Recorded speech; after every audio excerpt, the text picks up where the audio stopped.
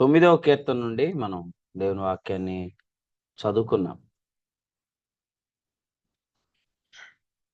మొదటి వచనంలో నా పూర్ణ హృదయంతో నేను యెహోవాను స్తుతించెదను అనే మాటను మనం చదువుకుంటూ ఈ వాక్యాన్ని ప్రారంభించాం. పూర్ణ హృదయంతో ప్రభువుని మనం స్తుతించటానికి, ఆయన అద్భుత కార్యములను వివరించటానికి ప్రభు మన జీవితాల్లో పనిచేస్తూ ఉన్నాడు. పూర్ణ హృదయంతో ఆయనను స్తుతిస్తున్నాం. పూర్ణ హృదయంతో ఆయనను స్తుతించాలి. ఇటీవల దినాల్లో మనం ఆరాధనా హృదయం అనే అంశం మీద, ఆరాధనా నాయకత్వం అనే వర్తమానంలో మనం నేర్చుకుంటున్న సంగతిని బట్టి విశ్వాసం లేని దుష్ట హృదయం,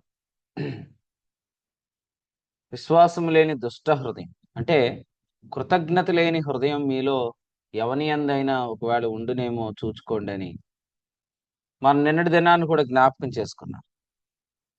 హెబ్రీ పత్రిక 3వ అధ్యాయంలో 12వ వచనంలో వ్రాయబడిన ఈ మాటకు, హెబ్రీయులకు రాసిన పత్రిక 12వ అధ్యాయంలో 3వ అధ్యాయం 12లో విశ్వాసం లేని దుష్ట హృదయం గురించి చెప్తున్నాడు. హెబ్రీయులకు రాసిన పత్రిక 12వ అధ్యాయంలో మాట్లాడుతూ చేదైన హృదయం గురించి ఎక్కడ మాట్లాడుతున్నాడు 12:15లో. సో చేదేమైనా ఉందేమో అని జాగ్రత్తగా చూసుకోండి అన్నాడు. చేదైన వేరు అంటే ఆరంభంలోనే ఆ చేదు వచ్చిన ప్రారంభంలోనే దాన్ని మీరు తొలగించుకోండి అని చెప్తున్నాడు. ఎందుకంటే విశ్వాసం లేని దుష్ట హృదయం, కృతజ్ఞత లేని హృదయం, ఆరాధన లేని హృదయం. హెబ్రీయులకు రాసిన పత్రిక 13వ అధ్యాయంలో 15లో ఏం చెప్పాడంటే, మనము దేవునికి ఎల్లప్పుడూ స్తుతియాగము చేయదము. మనము దేవునికి ఎల్లప్పుడూ స్తుతియాగం చేయదమని చెప్పాడు. ఎల్లప్పుడూ స్తుతులు చెల్లించే అనుభవం, ఎల్లప్పుడూ కృతజ్ఞత చెప్పే హృదయం, ఎల్లప్పుడూ కీర్తించే హృదయం మనం కలిగి ఉండాలి. కారణం ఏంటంటే విశ్వాసము లేని దుష్ట హృదయం మనలోనికి రాకూడదు. ఎన్నో మేలులు పొందుకుంటున్నాం. హెబ్రీ పత్రిక 9వ అధ్యాయం 11లో చెప్పినట్లుగా ఎవరైతే ప్రధాన యాజకుడైన యేసుక్రీస్తు ఉన్నాడు అనే పరిచర్యలో కొనసాగుతున్నారో వారు మేలులు పొందుకుంటున్నారు. మరి పొంది ఉండి పొందనట్టు అతిశయించడం అనేది సంభవించింది. కొరింథీయులకు రాసిన మొదటి పత్రికలో చెప్పినట్లుగా 4వ అధ్యాయంలో 7వ వచనంలో పొంది ఉండి పొందనట్టు అతిశయించాలి అనుకుంటారు. చాలా వర్తమానాలు విన్నాం కదా. ఈ ఉదయకాలం మన కీర్తనల గ్రంథానికి వచ్చాం. జూమ్లో ఆదికాండం ప్రారంభించబడి ఈ కీర్తనల గ్రంథం వరకు వరుసగా ప్రతిరోజు జూమ్లో జాయిన్ అయిన వారు ఉన్నారు, వాక్యం వింటున్న వారు.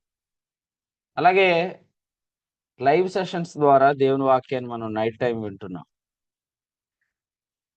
మాత్రమే కాదు, అప్పుడప్పుడు స్పెషల్ మీటింగ్స్ ద్వారా వాక్యం వింటున్నాం. ఇంత సమృద్ధిగా వాక్యం మనం వింటున్నాం. చాలా మంది వీడియో ఆన్ చేయలేదండి. వీడియోస్ ఆన్ చేసుకోండి అందరూ. ఎంత సమృద్ధిగా మనం వాక్యం వింటున్నాం. అయితే మరి చేదు మన హృదయాల్లోనికి వచ్చిందంటే మనం చెప్పే సింపుల్ మాట లేకపోతే సింపుల్ సెంటెన్స్ ఏంటంటే, నేను కృపను ఈ పరిచర్య ద్వారా సత్యంగా గ్రహించాను అంటారు. కృపను సత్యంగా గ్రహించాను. మరి మిగిలిన వాక్య ప్రత్యక్షతలు అవన్నీ కాదు. నేను కృపను ధర్మశాస్త్రానికి కృపకు వ్యత్యాసం ఈ పరిచర్య ద్వారా తెలుసుకున్నానంట. అంటే సత్యవాక్యాన్ని సరిగా విభజించటం వరకే మనం ఇందులో నేర్చుకున్నామా? ఆ తర్వాత వచ్చిన అనేక రెవల్యూషన్స్ మనం పొందుకోలేదా? ఆ రెవల్యూషన్స్ ద్వారా మనం ఎన్నో అద్భుతాలు చూడలేదా? కానీ అన్ని చూసినా కూడా ఫైనల్గా ఏం చెప్తామంటే ఈ పరిచర్య కృపను సత్యంగా గ్రహించడానికి ఉపయోగపడింది. మిగిలిన రెవల్యూషన్స్ అన్ని నాకు దేవుడు ఇచ్చాడు అని చెప్పటం. ఇట్లాగా కొన్ని దినములైన తర్వాత మరి విశ్వాస్యత చూపించని హృదయం మనలోనికి రాకుండా జాగ్రత్తగా చూసుకోవాలి. ఎందుకంటే 4 అధ్యాయంలో ఏం చెప్తున్నాడంటే 8లో మమ్మును విడిచిపెట్టి మీరు రాజులైతిరి అన్నాడు. మమ్మును విడిచిపెట్టి రాజులైతిరి. ఇది కొరింథీయులకు రాసిన మొదటి పత్రిక 4 అధ్యాయంలో 7వ వచనం తర్వాత రాశాడు. పొందియుండి పొందనట్టు అతిశయించటం. ఫైనాన్షియల్‌గా మనం ఎన్నో దీవెనలు పొందాం. సాక్ష్యాలిచ్చాం. ఆరోగ్యపరంగా ఎన్నో అద్భుతాలు చూసాం. సాక్ష్యాలిచ్చాం. ఈరోజు మనల్ని విడిచిపెడితే రాజులైపోతాం అనే భావనలోనికొచ్చేస్తాం. అంటే వీళ్ళని వదిలేస్తే నేను ఎక్కడికో ఎళ్ళిపోతాను అనే ఒక భావన వచ్చేసిద్దనమాట. ఆ హృదయం మీలో ఎవరి యందైనా ఉందేమో అని జాగ్రత్తగా చూసుకోండి అన్నాడు. అపోస్తలుడైన పౌలు ఎదుర్కొన్న అనుభవాలివి. మనం ఎదుర్కొంటున్నవి గాదు. అపోస్తలుడైన పౌలు ఎదుర్కొన్న అనుభవాలు. 4 అధ్యాయంలో ఇలా చెప్తున్నాడు ఏమనంటే 8వ వచనంలో ఇదివరకే మీరేమీ కొదువు లేక తృప్తులైతిరి. ఇదివరకే ఐశ్వర్యవంతులైతిరి. మమ్మను విడిచిపెట్టి మీరు రాజులైతిరి అనే మాట ఇక్కడ అపోస్తలుడైన పౌలు జ్ఞాపకం చేస్తున్నాడు. సో, ఈ విధంగా మనము కృతజ్ఞత అనేది చెల్లించే విషయంలో వెనకపడకుండా ప్రభు మనల్ని కాపాడాలి. కారణం ఏందంటే హెబ్రీ పత్రికలో మనం చదువుకున్న 3 వాక్య భాగాలు 3వ అధ్యాయం 12 గాని, 12వ అధ్యాయంలో గాని, 13వ అధ్యాయంలో గాని 3 వాక్య భాగాలు చదివాం. హెబ్రీ పత్రిక 10:38లో ఏముందంటే అతడు వెనుక తీసిన ఎడల అనుంది. అతడు వెనుక తీసిన ఎడల. నా ఆత్మ సో, వెనుక తీస్తే నా ఆత్మకే ఆనందం ఉండదని చెప్పాడు. హెబ్రీ పత్రిక 10వ అధ్యాయం 38లో వెనుక తీస్తే నా ఆత్మకే ఆనందం ఉండదని. కాబట్టి దేవుని పిల్లలు ఎవరైనా వెనుక తీస్తే ఆనందం ఉండదు. ఎందుకు ఉండదంటే వెనుక తీయాల్సిన వాళ్ళు కాదు వీళ్ళు. వీళ్ళు కృతజ్ఞత చెల్లించటంలో విస్తరించవలసిన వారు. కొలసీలకు రాసిన పత్రిక 2వ అధ్యాయం 5వ వచనం ప్రకారం కృతజ్ఞతాస్తుతులు చెల్లించుటలో విస్తరించుచు అని చెప్పాడు. సో, థ్యాంక్స్ గివింగ్‌లో మనం డిగ్రీలు చేయాల. అట్లాంటి మనము కృతజ్ఞత చెల్లించటం కాకుండా కృతజ్ఞత చెల్లించకుండా వెనుక తిరుగుతున్నామా? అతని యందు నా ఆత్మకు సంతోషం లేదన్నాడు. ప్రభువుని మనం సంతోషపెట్టవలసిన వారంగా ఉన్నాం. ఎవరినో సంతోషపెట్టాల్సిన అవసరమే లేదు. కారణం ఏందంటే ఆయన నా కొరకు ప్రాణం పెట్టాడు. గలతీ పత్రిక 2వ అధ్యాయం 20లో అన్నాడు, నేనిప్పుడు శరీరమందు జీవించుచున్న జీవితము నన్ను ప్రేమించి నా కొరకు తన్ను తాను అప్పగించుకున్న దేవుని కుమారుని యందలి విశ్వాసం వల్ల జీవిస్తున్నాను. ఎవరిని ఇంప్రెస్ చేయడానికి ప్రయత్నం చేస్తున్నాం? ఎవరిని సంతోషపెట్టడానికి మనము సాగిపోతున్నాం. నిర్ణయాలు తీసుకుంటున్నాం. ఎవరిని సంతోషపెట్టాల్సిన అవసరమే లేదు. కారణం ఏందంటే ఆయన నా కొరకు ప్రాణం పెట్టాడు. ఆయన నా కొరకు తన్ను తానే మరి అప్పగించుకున్నాడు. ఫిలిప్పీ పత్రిక 2వ అధ్యాయంలో మాట్లాడుతూ ఆయన నా కొరకు తన్ను తాను రిక్తునిగా చేసుకున్నాడు అనే మాట చూస్తున్నాం 7వ వచనం. ఇప్పట్లో మన కొరకు ఎవరు ఏం విడిచిపెడతారు? ఆయన దేవునితో సమానముగా ఉండుట విడిచిపెట్టకూడని భాగ్యమని ఎంచుకున్నాడు. దాసుని స్వరూపం ధరించాడు. తన్ను తానే రిక్తునిగా చేసుకున్నాడు. ఆకారమందు మనుషుడిగా కనపడ్డాడు. శిలువ మరణం పొందినంత విధేయత చూపించాడు. మరి ఎంత చేసిన ప్రభువుకి లేదా ఎంత చేసిన ప్రభువుని సంతోషపెట్టడం కొరకై మనము ఆలోచన కలిగి ఉండాలి. అర్థమైందండి? ఎవరిని సంతోషపెట్టాలనుకోవద్దు. ఎందుకంటే ఎవరు మన కొరకు ఏది విడిచిపెట్టరు. ప్రభువు విడిచిపెట్టినంతగా ఎవరు ఏది విడిచిపెట్టరు. కాబట్టి ఆయన్ని ఎలాగ సంతోషపెట్టాలని ఆలోచించాలి గాని వెనక్కి తీసి ఆయననే దుఃఖపెట్టే పని చేయొద్దు. వెనక్కి తీస్తున్నారా? ఎందుకు తీస్తున్నారు? యేసుప్రభు ఇలా చెప్పారు. ఒక వాక్యం చదువు. లూకాసు వార్తలో 13యోహాను సువార్తలో 16వ అధ్యాయము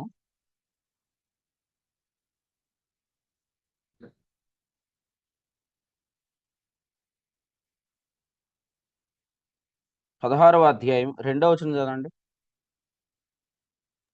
వారు మిమ్మును సమాజ మందిరములలో నుండి వెలివేయుదురు, మిమ్మును చంపు ప్రతివాడు తాను దేవునికి సేవ చేయుచున్నానని అనుకుని కాలము వచ్చున్నది. రైట్. ఇక్కడ ఏమనుందంటే, మిమ్మును చంపు ప్రతివాడు తాను దేవునికి సేవ చేయుచున్నాను అనుకుని కాలం వచ్చుచున్నది.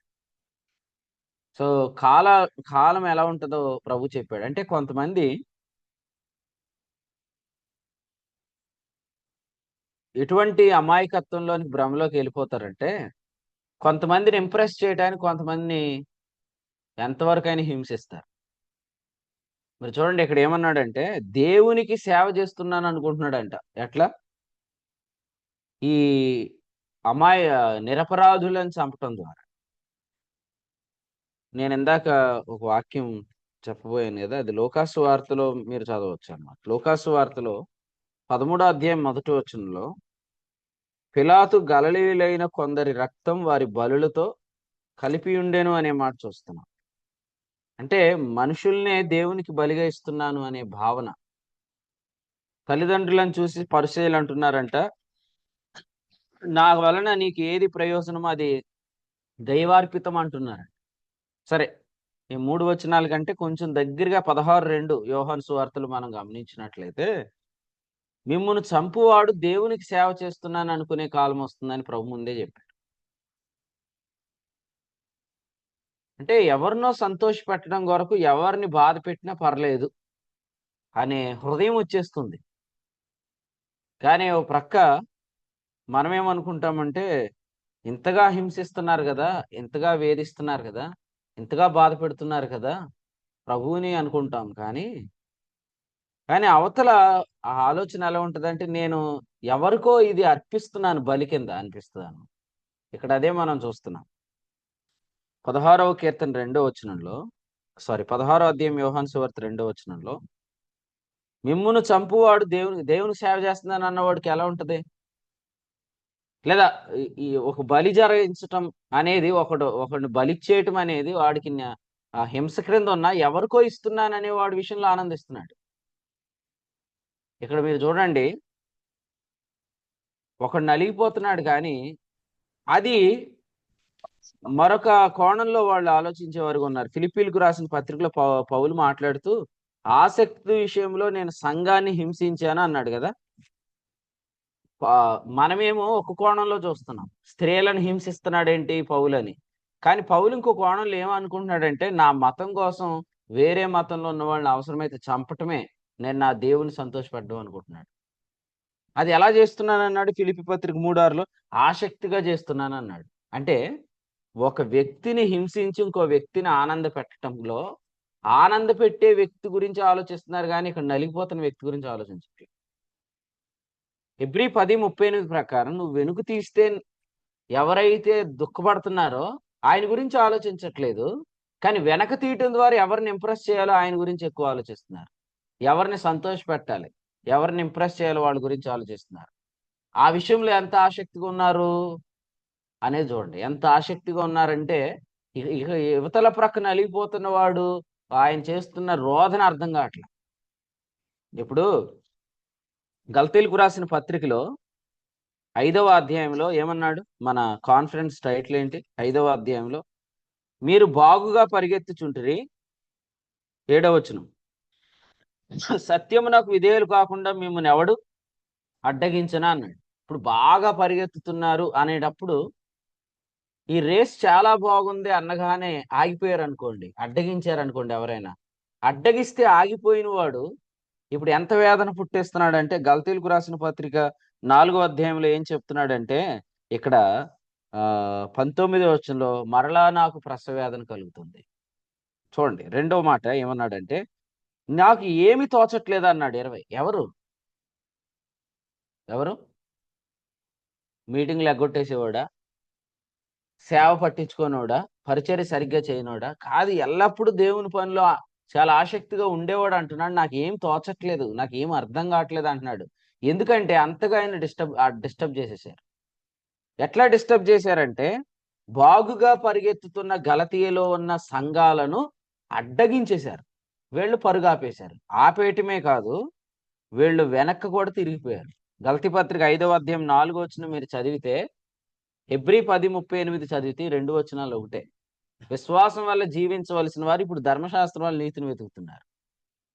వాళ్ళ విషయంలో ఆయన వేదన ఏంటంటే, నాకు మళ్ళీ ప్రసవ వేదన కలుగుతుంది అన్నాడు. కానీ వాళ్ళకి అది అనిపించట్లే. వాళ్ళు సున్నతి పొందాలని, సున్నతి పొందడం ద్వారా ఎవరినో సంతోషపెట్టాలని వాళ్ళు అనుకుంటున్నారు కాబట్టి, ఇంకొకళ్ళని చంపేయటం అనేది ఇంకొకళ్ళకి చచ్చిపోయేవాడికి నా బాధగా ఉంది కానీ, ఈయన్ని చంపితే ఎవరికైతే బలిస్తున్నానో నేను దేవునికి బలిస్తున్నాను కదా అనుకుంటున్నాడంట. ఆ కాలం వచ్చిద్ది అన్నాడు. ఆ కాలంలో మనం ఉన్నాం. మనం కాయిన్కి అవతల సైడ్ ఆలోచిస్తున్నాం. ఎట్లాగూ అంటే నేను ఇది చేయటం వల్ల ఎవరిని సంతోష పెడుతున్నాను, అతన్ని ఇంకా సంతోష పెట్టాలనుకుంటున్నాం కానీ మనం ఎవరిని బలిస్తున్నాం? వాడి కేకలు ప్రభుకి వినపడవా? ఇప్పుడు మనం చదువుకున్న వాక్యంలో మనం అదే చూస్తున్నాం. ఏం చదువుతున్నాం చూడండి. ఈ ఉదయకాలం మనం చదువుకున్న 9వ కీర్తనలో మనం చదివే మాట ఏంటంటే, 12వ వచనంలో బాధపడు వారిని ఆయన జ్ఞాపకం చేసుకుంటాడు, వారి మొర్రనైనా మరువడు అని చెప్పాడు. బాధపడు వారిని ఆయన జ్ఞాపకం చేసుకుంటాడు. మీరు చూడండి, యాకోబు రాసిన పత్రికలో 5వ అధ్యాయంలో 4వ వచనంలో, ఇదిగో మీ చేలు కోసిన పనివారికి ఇక మీరు మోసముగా బిగబట్టిన కూలి మొర్ర పెట్టుచున్నది. మీ కోతవారి కేకలు సైన్యములకు అధిపతియగు ప్రభు యొక్క చెవుల్లో చొచ్చి ఉన్నవి అన్నాడు. ఇప్పుడు మనము కింద కోర్టులో అప్పీల్ చేశాం, పై కోర్టులో అప్పీల్ చేశాం, సుప్రీం కోర్టులో అప్పీల్ చేశాం, ఇంటర్నేషనల్ కోర్టులో అప్పీల్ చేశాం. అక్కడి నుంచి న్యాయం వచ్చినా రాపోయినా అన్నిటికంటే అత్యున్నతమైన సింహాసనాన్ని కూడా మనం అప్పీల్ చేశాం. అక్కడి నుంచి త్వరగా న్యాయం వచ్చేసింది. ఆయన ఏం చెప్పాడంటే, బాధపడు వారిని ఆయన మరువడు అని చెప్పాడు. మరి ఇక్కడ మీరు చూడండి, ఈ ధనవంతులు ఎలా ఉంటారంటే, వారు మరి మోసంగా బిగబడతారని చెప్పి, మరి వీళ్ళు కేకలేయరా? వీళ్ళు కేకలేసినప్పుడు దేవుడు వింటాడుగా. అంటే ఎవరైతే నలిగిపోతున్నారో ఈరోజు, ఆ నలిగిపోతున్న వాళ్ళ కేకలు ప్రభు వింటాడు. నలిగిన వారిని ఆయన మరవడు. ఆయన ఇలాగూ హింసిస్తున్న వారి విషయంలో ఆయన పట్టించుకోకుండా ఉండడు. సంఘంలో స్త్రీలను ఈడ్చుకొని వెళ్ళిపోతూ హింసిస్తున్నప్పుడు ప్రభు ఏమన్నాడంటే, సౌలా సౌలా నీవెందుకు నన్ను హింసిస్తున్నావు అన్నాడు. 9వ అధ్యాయం 4వ వచనం అపోస్తలుల కార్యం. హింసిస్తున్నది ఎవరిని? సంఘాన్ని. హింసిస్తుంది ఎవరిని? స్త్రీలను. కానీ ప్రభు ఏమంటున్నాడు? మీరు హింసిస్తుంది నన్నే అంటున్నాడు. మీకు 2 మాటలు చాలా కాలం క్రితం చెప్పాను, అది ఇప్పుడు చెప్తాను. ఒకటేంటంటే, యోహాను కుమారుడైన పేతురుతో చెప్తున్నమాట. పేతురు యూదులకు అపోస్తుడు. 2 అన్యజనులకు అపోస్తుడైన పౌలుతో చెప్పిన మాట. యూదులకు అపోస్తుడైన పేతురుతో ఏమన్నాడంటే, నీవు నన్ను ప్రేమిస్తున్నావా? నా మందను కాయన్నాడు. నువ్వు నన్ను ప్రేమించాలంటే నా మందను ప్రేమించన్నాడు. పౌలుతో ఏమన్నాడు? నీవు నన్ను హింసిస్తున్నావు, ఎందుకంటే సంఘాన్ని హింసిస్తున్నావు. కాబట్టి ఈరోజు సంఘాన్ని ప్రేమిస్తే ప్రభువుని ప్రేమించినట్టే, సంఘాన్ని హింసిస్తే ప్రభువుని హింసించినట్టే. కాబట్టి ప్రభు పక్షంగా ఉన్న ఎవరిని హింసించినా మీరు డైరెక్ట్గా ప్రభువుని హింసిస్తున్నారు. ప్రభువుని హింసించి మీరు ఏమైనా సాధించగలరా? అది ఉదయకాలం క్వశ్చన్. అపోస్తలుల కార్యాలు 9వ అధ్యాయంలో వ్రాయబడిన మాట ఏంటంటే, సౌలా సౌలా నీవేళ నన్ను హింసిస్తున్నావు అని ప్రభువే చెప్తున్నాడు. ఎలా వెళ్తున్నాడు? దమస్కుకు వెళ్ళిపోతున్నాడు. ఎలా వెళ్తున్నాడు అంటే, ఇలా చెప్తాను, కొందరిని వెంట పెట్టుకొని ప్రయాణం చేస్తున్నాడు. ఎందుకు? ఇప్పుడు అఫీషియల్గా హింసించడానికి కావాల్సిన పత్రికలు తెచ్చుకోవడానికి వెళ్తున్నాడు. ఏమనుకొని ఉంటాడు? నన్ను ఎవడు ఆపేది లేదు, నన్ను ఎవడు అడ్డగించలేడు అనుకుంటున్నాడు. ప్రభువే మాట్లాడుతున్నాడు ఇక్కడ. చూడండి ఎంత మంచి మాట మన ఉదయకాలం చదువుతున్నాం. అపోస్తలుల కార్యాల గ్రంథం 22వ అధ్యాయంలో కూడా ఇదే మాట రాయబడింది. సౌలా సౌలా నీవెందుకు నన్ను హింసిస్తున్నావని నాతో ఒక స్వరము పలుకుట వింటిని అన్న తర్వాత 8వ వచనంలో, ప్రభువా నీవెవరంటే, నేను నీవు హింసించుచున్న నజరేయుడైన యేసు ప్రభువు, నేను యేసును అని ఆయన చెప్పిన మాట ఇక్కడ మనం చదువుతున్నాం. చూడండి 26వ అధ్యాయం 14. సౌలా సౌలా నన్ను ఎందుకు హింసించుచున్నా, మునికోలలకు ఎదురు తన్నుట నీకు కష్టము అని హెబ్రీ భాషలో ఒక స్వరము నాతో పలుకుట వింటిని. జరిగిన ఇన్సిడెంట్ ని వివరంగా ఇక్కడ చెప్పాడు 26వ అధ్యాయం. బెల్షస్సర్ ఏమనుకున్నాడు? దేవాలయంలోని పాత్రలు తెచ్చుకొని అందులో మందు పోసుకొని తాగుతున్నాడంట. పాత్రలు ఎవరివి? దేవునివి. వాడుతుంది దేనికి? మందు తాగటానికి.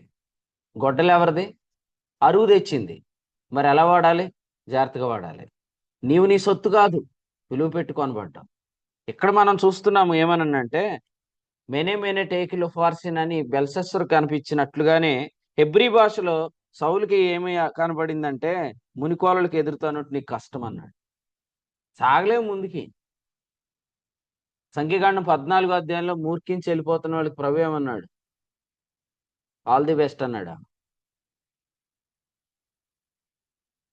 అది కొనసాగదు, సాగిపోగుడే అన్నాడు. అంతే, అది కొనసాగదు, సాగిపోగుడు. ప్రభు ముందే చెప్తున్నాడు వాక్యంలోంచి. కాబట్టి ఉదయకాలం వాక్యం వింటున్న వారు, ఎటువంటి దినాల్లో మనం బ్రతుకుతున్నామంటే, మనల్ని హింసించే వాళ్ళు ఏదో ఒక మంచి పని చేస్తున్నాం అనే భావనలోకి వెళ్ళిపోతున్నారు. 16వ అధ్యాయం యోహాను సువార్త 2లో, కానీ ఎవరికి బలి ఇవ్వటానికి ఇంకొకరిని బలిపశు చేస్తున్నాం.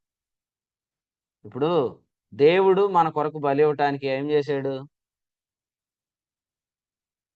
తన సొంత కుమారుణ్ణే మన కొరకు అప్పగించాడు. రోమాపత్రిక 8వ అధ్యాయము 31వ వచనం నుంచి మాట్లాడుతున్నాడు. యేసు ప్రభు మన కొరకు బలి అవటానికి ఏం చేశాడు? తన్ను తానే అప్పగించుకున్నాడు. ఎఫెసీ 5:2. మనం ఎవరివో తెచ్చి కానుకలేస్తే ఎట్లా ఉంటది? అట్లాగే ఎవరినో హింస పెట్టేసి, ఎవరినో నలగొట్టేసి, ఇందులో కూడా నేను దేవుని కోసమే జీవిస్తున్నానని అనుకుంటే అది ఎంత మోసంలో మనం ఉన్నాము అనేది ఉదయకాలం ఆలోచన చేయాలి. ఎందుకంటే కీర్తనల గ్రంథం 9వ కీర్తనలో మనం మాట్లాడుతున్నట్లుగా, చదువుకుంటున్నట్లుగా, ఇక్కడ వాక్యంలో ఏమనుందంటే 8వ వచనంలో, యెహోవా నీతిని బట్టి తీర్పు తీరుస్తాడు, యథార్థతను బట్టి న్యాయం తీరుస్తాడు. తీర్పు తీర్చాడు లేదు, ఆయన ముందే చెప్పేశాడండి. యోహాను సువార్త 16లో 3 తీర్పులు ఉన్నాయి. యోహాను సువార్త 16లో 3 తీర్పులు ఏంటంటే, 1 విశ్వాసికి తీర్పు, 2 అవిశ్వాసికి తీర్పు, 3 లోకాధికారికి తీర్పు. ఈ 3 కూడా ఆయన on the basis of righteousness, నీతిని బట్టి ఆయన తీర్పు తీరుస్తున్నాడు. అవిశ్వాసి విశ్వాస మూలమగు నీతిని పొందలేదు కాబట్టి అతడు పాపములో ఉన్నాడని, విశ్వాసి విశ్వాస మూలంగా నీతిమంతుడిగా తీర్చబడ్డాడని నీతిమంతుడని, విశ్వాస మూలమగు నీతిని కాకుండా కర్మను బోధిస్తున్నవాడు అపవాది ఇంతకుముందే తీర్పు పొందాడు. సో అంటే ముగ్గురిని నీతిని బట్టి తీర్పు తీరుస్తున్నాడు. ఆ తీర్పు తీర్చే అధ్యాయం యోహాను సువార్త 16:2లో ఏమన్నాడంటే, ఇదిగో మిమ్మల్ని బాధ పెట్టేవాళ్ళు ఎవరినో సంతోష పెడుతున్నాం అనుకునే దినాల్లోనికి మీరు వచ్చారు అన్నాడు కదండి. అట్టిపళ్ళు అమ్మకే అని, నిమ్మకాయలు అమ్మకేనని అన్ని అమ్మవారికి సమర్పిస్తున్నావు అనుకుంటున్నావు, కానీ అమ్మవారికి సమర్పించేవన్నీ కూడా ఎక్కడి నుంచి నువ్వు పట్టుకొచ్చావు అనేది ఆలోచించి. నిమ్మకాయలు ఎక్కడవి? నిమ్మకాయ చెట్టు విత్తనం నేను వేశాను, నీళ్లు ఇంకొకడు పోసాడు, వృద్ధి కలుగు చేసింది దేవుడే. దేవుడు కలిగించిన నిమ్మకాయలు తీసుకెళ్ళి అమ్మవారికి ఎత్తేలాగా. ఏ అమ్మవారికి? ఆ అమ్మవారికే. ఇప్పుడు అట్టిపళ్ళు అమ్మకే అంటున్నాం. అట్టిపళ్ళు ఎక్కడి నుంచి వచ్చినాయి? జీవం గల దేవుడు పుట్టించిన వాటిని తీసుకెళ్లి విగ్రహానికి అర్పించి అట్టిపళ్ళు అమ్మాకే అంటున్నావు. నువ్వు ఇంకేమంటున్నావు? కొబ్బరికాయ అమ్మాకే అంటున్నావు. అంటే అమ్మవారికి అన్ని అర్పించేవన్నీ అయ్యగారియే కదా, దేవుని అన్ని తెచ్చి అమ్మవారికి పెట్టేస్తున్నాం. అంటే ఒకరిని బాధ పెట్టి ఇంకొకరిని పెడుతున్నామనే భ్రమలో మనం ఉన్నాం అన్నమాట. సో అటువంటి దినాల్లో మనం ఉన్నాం. ఈరోజు మనం చదువుకున్నట్లుగా పిలాతు గలిలయులైన వారి యొక్క రక్తము వారి బలుల్లో కలిపాడు అనే మాట మనం చదువుతున్నప్పుడు, అంటే మనము దేవునికి ఏదో అర్పిస్తున్నాం అనుకుంటున్నాం కానీ అవతల ప్రక్క మనం ఏం చేస్తున్నాం?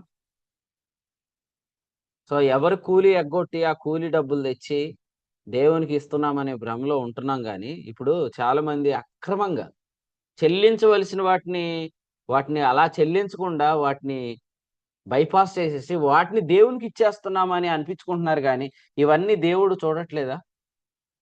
ఇవన్నీ దేవుడు లెక్కించడా? ఖచ్చితంగా చూస్తాడు. ఎందుకంటే ఆయన నీతిని బట్టి తీర్పు తీరుస్తాడు. లేవీకాండంలో ఒక వాక్యాన్ని మనం చదువుదాం, చూడండి. లేవీకాండం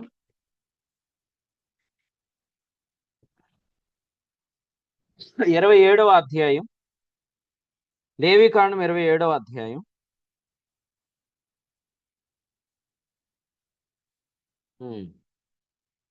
25 చూడండి. 25.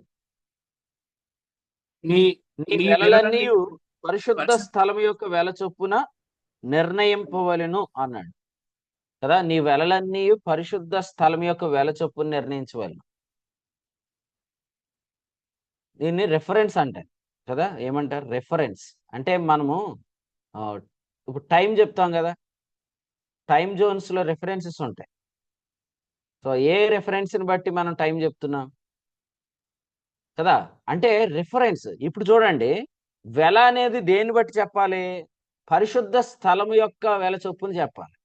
అంటే మనం ఏదైనా ఒక విషయాన్ని డీల్ చేయాలంటే మనం తీసుకోవాల్సిన బేస్ ఏంటి? పరలోకం అనేది ఎంత పరిశుద్ధమైందో ఆ కోణంలో మనం ఆలోచన చేయాలి. ఇప్పుడు మీరు చెప్పండి, దేవుడు దేన్ని బట్టి తీర్పు తీరుస్తాడు? నీతిని బట్టి. నీతిని బట్టి. అంటే మన దృష్టిగా తప్పుగా అనిపించదు, కానీ దేవుని నీతిని బట్టి ఆలోచిస్తే తప్పు అని అనిపిస్తుంది. అందుకని మనం ఎప్పుడు దేవుని నీతిని బట్టి ఆలోచన చేయాలి. జాన్ గారు అంతే కదండి.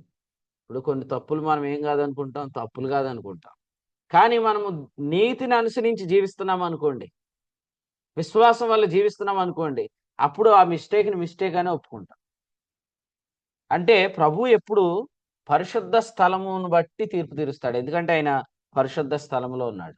మనం కూడా ఆ, కొన్ని మనం చేస్తున్నవి ఇతరులను బాధ పెడుతున్నాయని, ఇతరులను వేధిస్తున్నాయని, ఇతరులను హింసిస్తున్నాయని, ఇతరులకు దుఃఖాన్ని పుట్టిస్తున్నాయని, ఇతరులను నలగొడుతున్నాయని మనకి ఎందుకు తెలియట్లేదు? అంత మత్తులో ఎందుకున్నారు మీరు? ఇప్పుడు మీ వల్ల కొంతమంది నిద్రపోవట్లేదండి. మీ మీ మాటలు, మీ చేష్టల వల్ల కొంతమందికి నిద్రే పట్టట్లేదు. కానీ మీరు బాగా ప్రశాంతంగా నిద్రపోతున్నారంటే మీకు అర్థం అవట్లేదు మీరు ఏం చేస్తున్నారు. అంత మత్తులో ఎందుకున్నారు? అందుకనే మనము లేవీకాండం 27వ అధ్యాయంలో చదువుతున్నట్లుగా ఆయన పరిశుద్ధ స్థలం యొక్క వెల చొప్పున అన్ని లెక్కించమన్నాడు. మనం కూడా పరలోకాన్ని రెఫరెన్స్ గా తీసుకోవాలి, పరిశుద్ధ స్థలాన్ని రెఫరెన్స్ గా తీసుకోవాలి, యేసుక్రీస్తు యొక్క రక్తాన్ని మనము రెఫరెన్స్ గా తీసుకోవాలి. దాన్ని బట్టి ఆలోచిస్తే మనకు అర్థమైపోయిద్ది ఎవరు మన వల్ల ఇబ్బంది పడుతున్నారు అనేది అర్థమైద్ది. వారిని వెంటనే మనము బాధ పెట్టకుండా చూసుకోగలుగుతాం, వారిని ఆదరించగలుగుతాం. లేదంటే ఈలోగా అతడు మొరపెడితే దేవునికి కదా. యేసు ప్రభు చెప్పిన మాట నేను చెప్తున్నాను. ఏం చెప్పారు ప్రభు? మత్తయి సువార్త 5వ అధ్యాయంలో 25లో, త్రోవలో ఉండగానే త్వరగా వానితో సమాధాన పడుము, లేని ఎడల ఒకవేళ నీ ప్రతివాది నేను న్యాయాధిపతికి అప్పగించును. అర్థమైందా? ఇప్పుడు న్యాయాధిపతి ఎవరు? ఈ ఉదయకాలం మనం చదువుకుంటున్న వాక్యంలో ప్రభువే. నువ్వు బాధ పెడుతున్నావు, చూస్తాడు, వేదన అనిపిస్తున్నాడు, ఏం చేస్తాడు? వెంటనే దాన్ని ప్రభువుకి అర్పించేస్తాడు, అప్పగించేస్తాడు, ప్రభువుకి చెప్తాడు. హిజ్కియా ఏం చేశాడండి?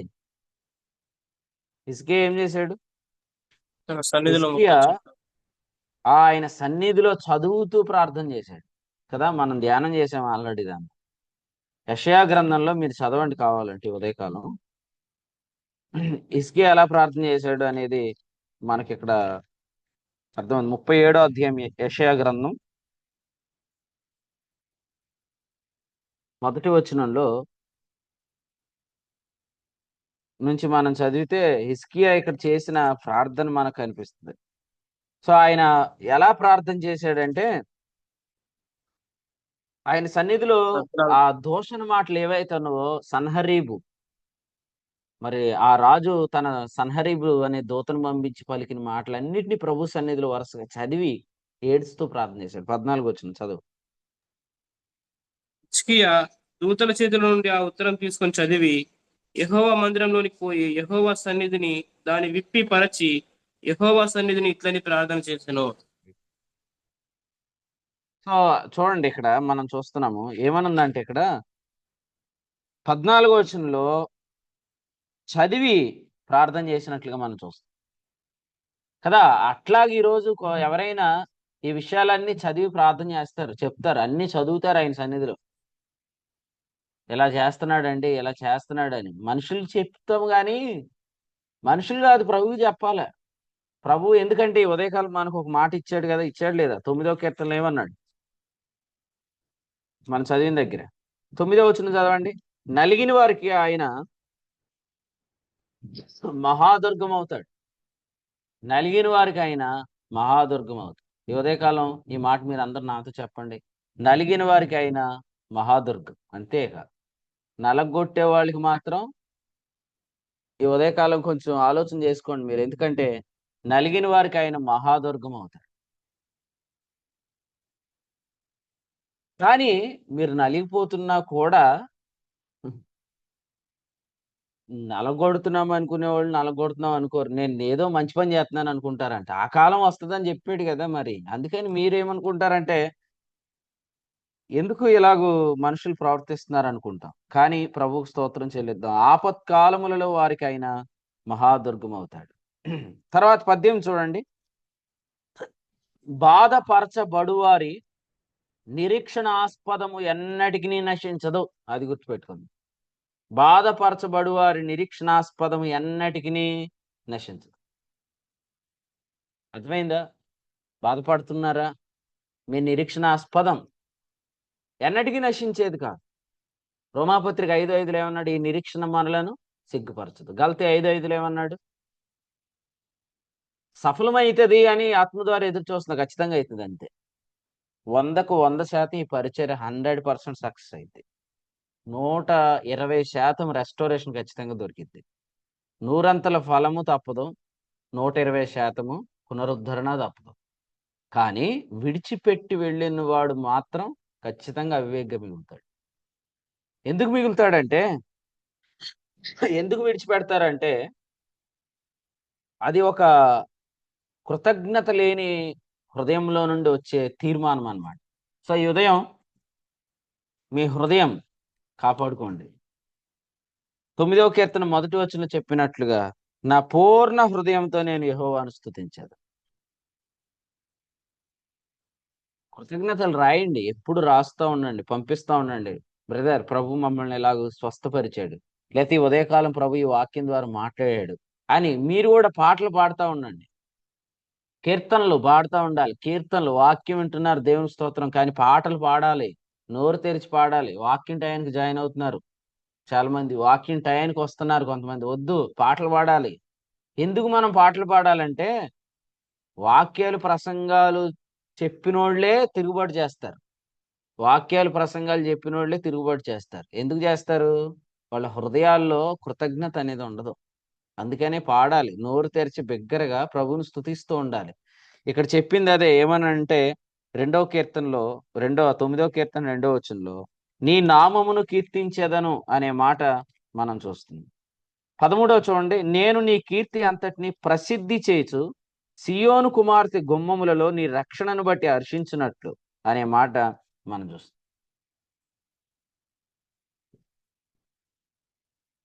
పాటలు పాడుతున్నారా? కీర్తనలు పాడుతున్నారా? ఎల్లప్పుడూ పాటలు పాడుతూ ఉండాలి. ఆ మాటలు మనము పలుకుతున్నప్పుడు ఆ మాటలను ఎంచుకుంటూ పాడాలి. ప్రసంగాలు చేయటం అనేది మనం చేస్తాం కానీ ఆ తర్వాత దానికి భిన్నంగా మనం ప్రవర్తిస్తాం. ప్రసంగం చేసిన వాళ్ళే ఇప్పుడు తప్పిపోతే విన్నవాళ్ళు ఎంతమంది పాడైపోతారు అనేది తెలుసు కాబట్టి సాతాను ప్రసంగాలు చేసేవాళ్ళని పట్టుకుంటాడు. అర్థమైందా? ఎందుకంటే ఈ ప్రసంగాలు చాలా మంది విన్నారు కదా. ఇప్పుడు వీళ్ళు తొలగిపోయారంటే ఎంతమందిని కలవరపరచవచ్చు? అందుకని వాళ్ళనే పట్టుకుంటాడు. అందుకని మనం కూడా అనవసరంగా వీళ్ళని ప్రసంగికులుగా నిలబెట్టామే అని అనిపిస్తది కానీ ఇక తప్పదు, అంతేక ఆ దెబ్బలు తినాల్సిందే. ఎందుకంటే ఇదంతా సాతాను పని. ఎందుకంటే ఎవరిని పడేస్తే ఎక్కువ మందిని డిస్టర్బ్ చేయొచ్చో వాడు చూసుకుంటా ఉంటాడు. వెంకటరామన్ అంతేనా కదా?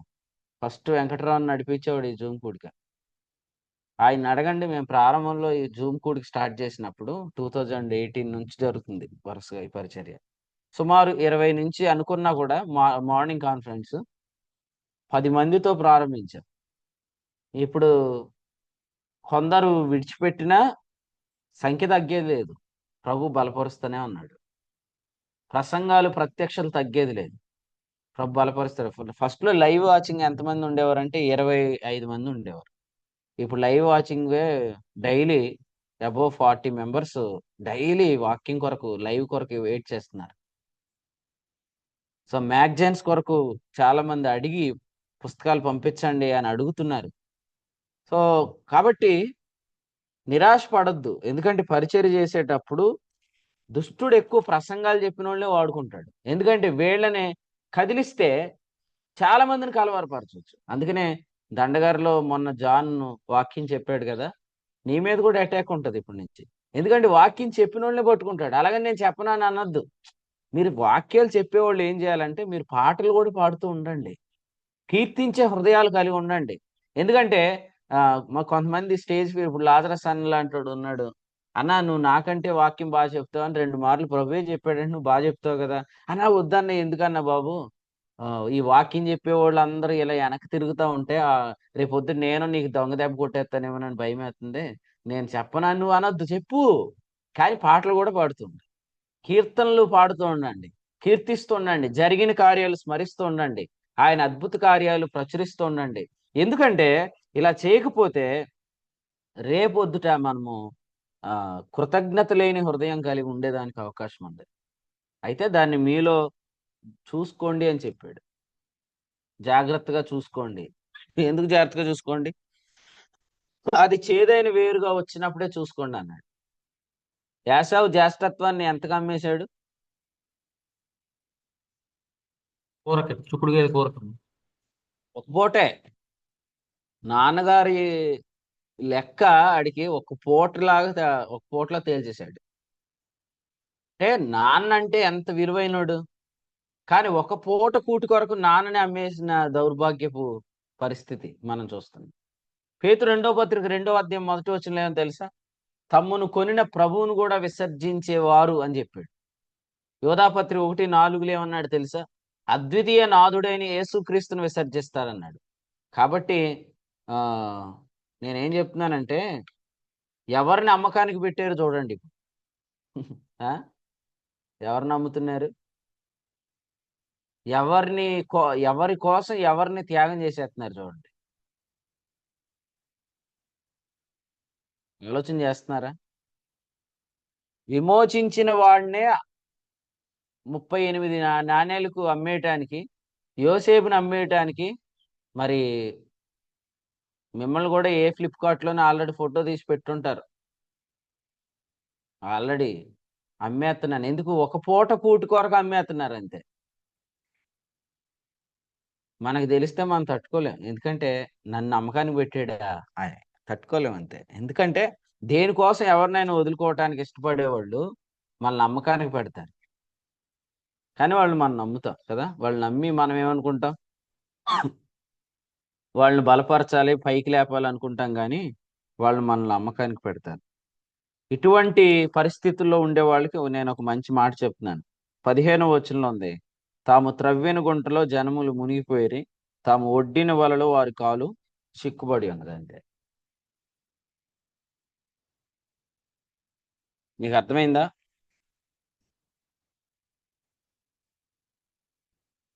గుంట తవ్వుకుంటే అందులో పడేది ఎవరు? యోసేపుని అమ్మేద్దామని ఆలోచన వచ్చింది ఎవరికి? యోధాకే. యోసేపు స్టోరీలో యోధా ఉన్నాడు, యేసుప్రభు స్టోరీలో యోధా ఉన్నాడు. యేసుప్రభుని అమ్మేసింది యోధానే, యోసేపుని అమ్మేసింది యోధానే. కానీ ఇద్దరు పేర్లకు అర్థం స్తుతే. స్తుతి లేకపోతే వచ్చేది ఇదే. స్తుతి అనే అర్థం తెచ్చుకున్న ఆ పేరు పెట్టుకున్నవాడు ఒక మంచి ఐడియా వచ్చేసింది వీడికి. ఏమొచ్చేసిందంటే, ఒరే వాడిని చంపితే మనకేమొచ్చిద్ది అన్నాడు. మరేం చేద్దాం? అమ్మేస్తే కనీసం డబ్బులన్నీ మిగులుతాయి. మరి అమ్మేసిన తర్వాత ఏం చేద్దాం? ఇక అమ్మేసిన తర్వాత ఆడు చచ్చిపోయాడు అనుకుందాం. మనం కూడా అదే స్టోరీ చెప్పేద్దాం. ఈ స్టోరీ చెప్పి అదే స్టోరీ వచ్చి ఆయనకే చెప్పారు. ఎవరికి? ఆ యోసేపుకే చెప్పారు వచ్చి. ఏమని? మీరు ఎంతమంది అంటే, మా నాన్నకి మేము 12 మంది ఒకడు లేడని చెప్పేస్తున్నారు. ఎవరితో? ఉన్నోడితోటి చెప్తున్నారు. రేపొద్దుట నీ కథలో నువ్వెవడెవడి దగ్గర ఆడావో, నువ్వు రేపొద్దుటెళ్ళి మళ్ళీ ఆడి దగ్గర ఆడతావు కథలో. కాబట్టి ఫైనల్‌గా నువ్వు తవ్విన గుంటలో నువ్వే పడతావు.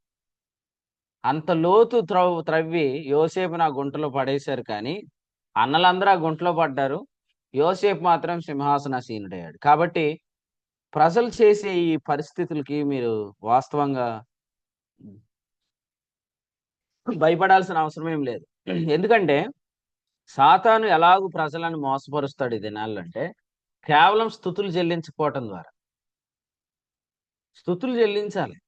ప్రార్థనలు చేస్తాం మనం. అది కావాలి ప్రభా, ఇది కావాలి, అది ఇవ్వు ప్రభా, ఇది ఇవ్వు అని. కానీ వరుసగా ప్రభు చేసిన కార్యాలను బట్టి స్తుతులు చెల్లించాలి.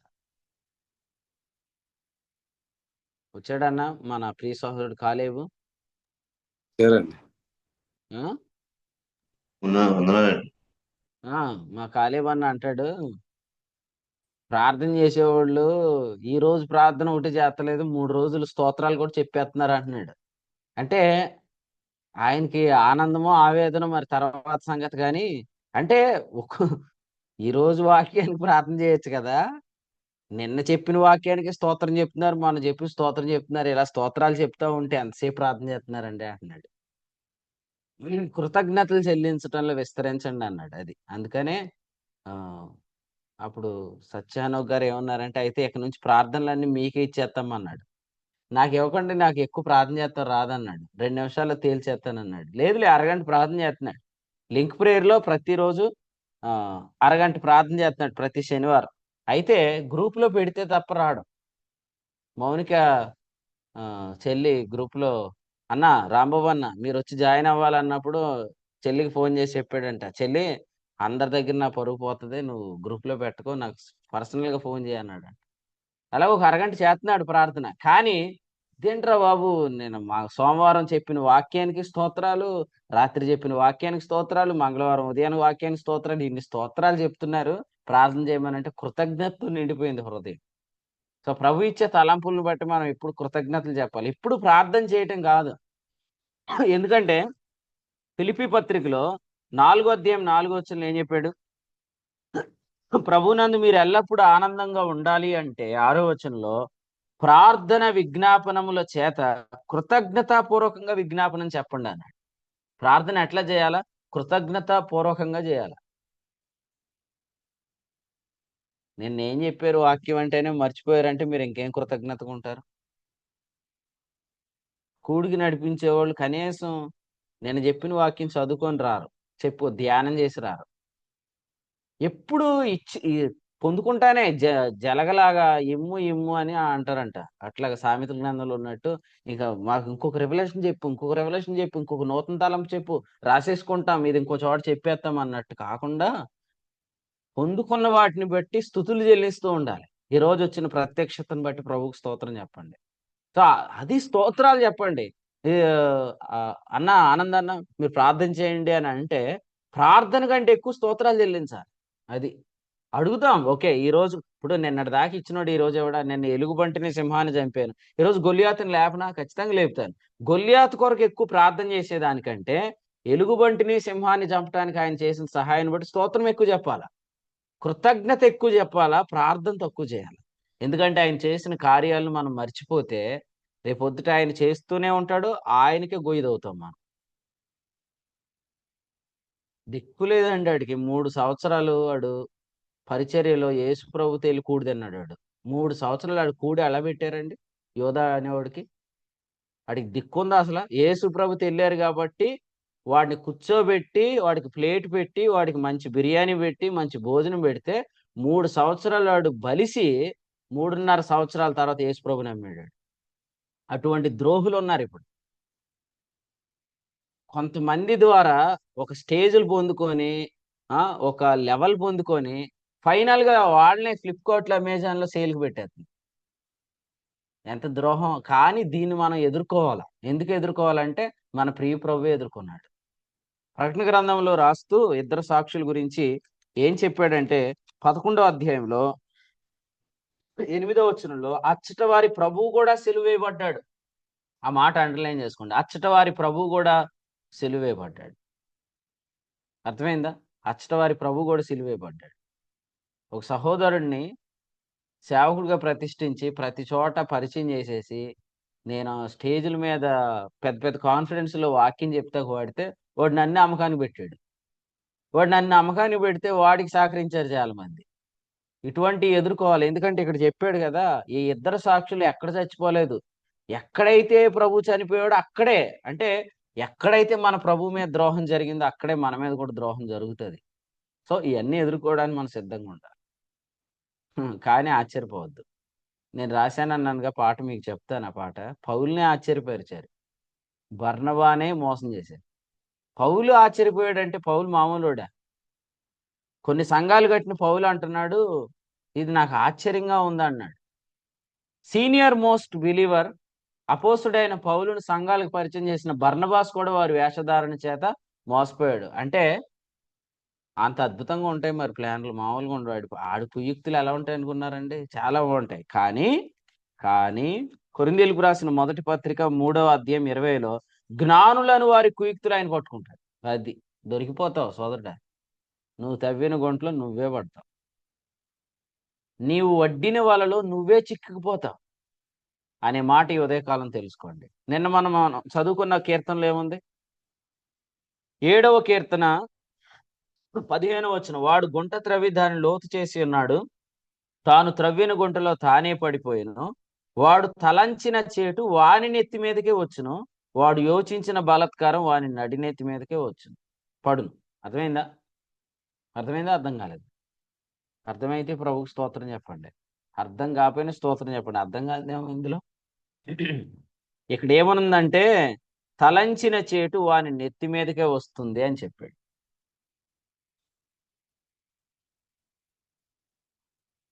ఎంతో పగడ్బందీగా ప్లాన్ చేసాం అనుకున్నారు ప్రవీణ్ గారి డెత్, కానీ సామాన్యుడు కూడా దాన్ని ట్రేస్ అవుట్ చేస్తున్నాడు లేదా? ఇప్పుడు ఎవరు ఫూల్ అవుతున్నారు? అబద్ధాలు చెప్పిన వాళ్ళందరూ ఫూల్స్ అవుతున్నారు. సామాన్య ప్రజలు కూడా గుర్తిస్తున్నారు ఏమనంటే ఇది పక్కగా ప్రీ ప్లానెడ్గా జరిగిందే. ఇదంతా ఎందుకు జరుగుతుంది? సో చెప్తున్నారు ఈరోజు వాస్తవంగా సుప్రీంకోర్టులో వాదనలు ఉన్నాయని చెప్తున్నారు. కెమెరాలు కూడా బ్యాటరీ మార్చాలి.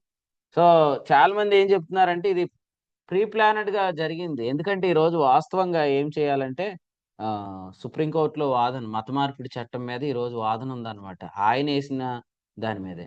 సో ఈ రోజు లోపు చంపేయాలని చెప్పి ఆయన చంపేశారు. సో ఇదంతా బయటకు వచ్చేసింది కదా. సో అందుకనే మనము చాలా ప్లాన్ చేస్తున్నాం అనుకుంటాం, కానీ నీ కుయుక్తిలో నిన్ను పట్టేస్తాడు ప్రభు. జ్ఞానులను వారి కుయుక్తులు ఆయన ఏం చేస్తాడు? వారిని పట్టుకుంటాడు. అందుకని ఏమన్నాడు? కొరింథీయులకు రాసిన మొదటి పత్రిక 4వ అధ్యాయంలో 20వ వచనం, జ్ఞానుల యోచనలు వ్యర్థములు. మీరు చదువుకోండి, జ్ఞానుల యోచనలు వ్యర్థములు.